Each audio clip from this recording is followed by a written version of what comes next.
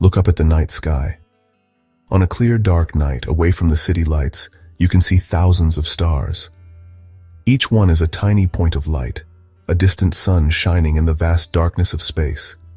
It's a beautiful sight, one that has filled humanity with a sense of wonder for millennia. We have always looked up and asked the big questions. Are we alone? Is there anyone else out there looking back at us from a world circling another star? These questions are as old as our species, a deep and fundamental part of what it means to be human. The scale of it all is almost impossible to grasp. For most of human history, these stars were just beautiful mysteries. We gave them names and wove them into stories and myths. We used them to navigate our oceans and mark the passing of the seasons. But we could never know what they truly were. We imagined that perhaps, just perhaps, some of those distant suns had planets of their own. Worlds like ours, or worlds completely different. But these were just dreams, fantasies confined to our imagination. The sheer distance separating us from them seemed like an unbreakable barrier, a cosmic chasm that we could never hope to cross. Today, everything has changed. We are living in a revolutionary era of discovery, a golden age of astronomy. We are no longer just dreaming about other worlds, we are finding them. In the last few decades, we have confirmed the existence of thousands of planets orbiting other stars. These are called exoplanets, and they are everywhere. We now believe that almost every star you see in the night sky has at least one planet. Suddenly, the universe feels much more crowded, much more interesting, and filled with incredible new possibilities for exploration. The discovery of thousands of exoplanets has transformed our understanding of the cosmos. It confirms a suspicion that astronomers have held for centuries. Our solar system is not unique. Planets are not a rare cosmic accident, but a common natural outcome of star formation.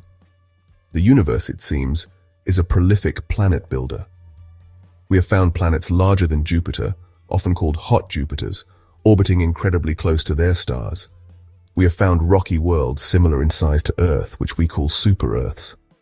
We have even found planets that orbit two stars at once, like the fictional world of Tatooine from Star Wars. Each new discovery paints a more complex and diverse picture of the planetary family. Some worlds are scorched by the intense heat of their parent star, with surfaces hot enough to melt rock. Others are frozen ice giants, drifting in the cold outer reaches of their star systems. There are water worlds, completely covered by deep global oceans, and there may even be diamond planets, where immense pressure has transformed carbon into precious gems. Collecting the light with a giant telescope is only the first step. The real magic happens next, inside an instrument that is just as important as the telescope itself. This instrument is called a spectrograph. Its job is to take the faint, concentrated beam of starlight from the telescope and do something remarkable with it. It carefully sorts the light by its color, or wavelength, spreading it out into a beautiful, detailed rainbow called a spectrum. Once we have found a planet, the real detective work begins. Knowing a planet exists is one thing, but understanding what it is like is a completely different challenge. The key to unlocking its secrets lies in its atmosphere. The thin blanket of gas surrounding a world can tell us about its chemistry, its temperature, and even its weather. To study this alien air from light years away, we rely on the same transit method that helps us find planets in the first place. But this time, we're not just looking for the dip in starlight. We are looking at the quality of the light during the dip. Transmission spectroscopy allows us to do more than just list the chemical ingredients of an alien atmosphere. The details hidden within the spectral barcode can paint a much richer picture, giving us clues about the physical conditions of these distant worlds. For example, the strength and shape of the absorption lines can tell us about the temperature and pressure of the atmosphere. A hot, puffy atmosphere will produce a different signal from a cold, compact one. This helps us to build a more complete model of the planet and understand the environment on its surface and in its skies. We can even learn about clouds and hazes. On many exoplanets, especially the scorching hot Jupiters, we have found skies thick with clouds. These are not clouds of water droplets like on Earth, but are likely made of exotic materials like molten rock, iron, or tiny silicate minerals, essentially clouds of sand. While studying the exotic atmospheres of giant planets is fascinating, the ultimate goal for many astronomers is to apply these same techniques to smaller, rocky worlds like our own. We want to find another Earth, The challenge here is immense.